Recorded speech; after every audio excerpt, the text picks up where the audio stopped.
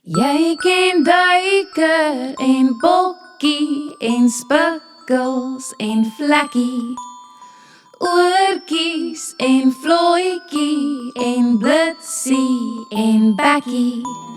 Maar ken jy die verhaal van die bekendste takbok van almal? Rudolf die rooi-neus takbok, sy neusie was so rond en rooi. As jy dit in die aand sien, skyn dit soos 'n liggie mooi. Maar al die ander bokkies lag vir sy snaakse neus. Arme Rudolf die takbok, wou so graag 'n maatjie wees. Kersvader het met hom kom praat op 'n mistige ou Kersaand. Rudolf, met jou neus wat skyn, sal jy my slee lei vanaand. Al die ander bokkies het gesing en baljang. Rudolf die rooi-neus takbok, jy is 'n ster so waar.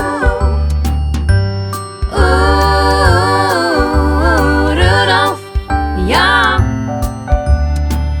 jy is 'n ster, jy is 'n ster so waar.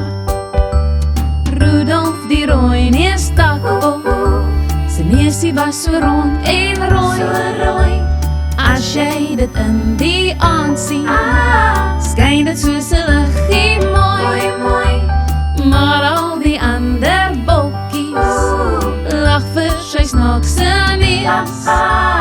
Arme Rudolf die takbok, wou so graag 'n maatjie wees. Kersvader het met hom kom praat op 'n mistige ou Kersaand.